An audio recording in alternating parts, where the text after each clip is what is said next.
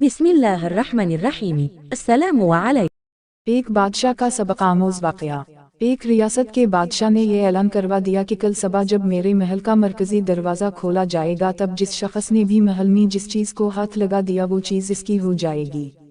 इस ऐलान को सुनकर सब लोग आपस में बातचीत करने लगे कि मैं तो सबसे कीमती चीज़ को हाथ लगाऊंगा।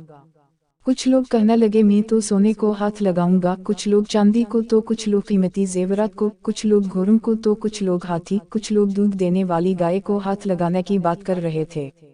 जब सबा महल का मरकजी दरवाज़ा खिला और सब लोग अपनी अपनी मनपसंद चीज़ों के लिए दौड़े। सबको इस बात की जल्दी थी कि पहले मैं अपनी मनपसंद चीज़ों को हाथ लगा दूं ताकि वो चीज़ हमेशा के लिए मेरी हो जाए। बादशाह अपनी जगह पर बैठा सबको देख रहा था और अपने आसपास हो रही भाग दौड़ को देखकर मुस्कुरा रहा था।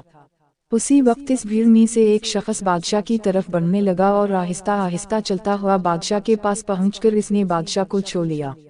बादशाह को हाथ लगाते ही बादशाह इसका हो गया और बादशाह की हर चीज़ भी इसकी हो गई। जिस तरह बादशाह ने इन लोगों को मौका दिया और इन लोगों ने गलतियां की, ठीक उसी तरह सारी दुनिया का मालिक भी हम सबको हर रोज़ मौका देता है, लेकिन अफसोस हम अक्ल के अंधे लोग भी हर रोज़ गलतियां करते हैं।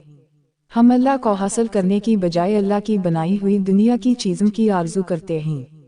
लेकिन कभी भी हम लोग इस बात पर गौर नहीं करते कि क्यों ना दुनिया के बनाने वाले मालिक को पा लिया जाए। अगर मालिक हमारा हो गया तो इसकी बनाई हुई हर चीज़ भी हमारी हो जाएगी।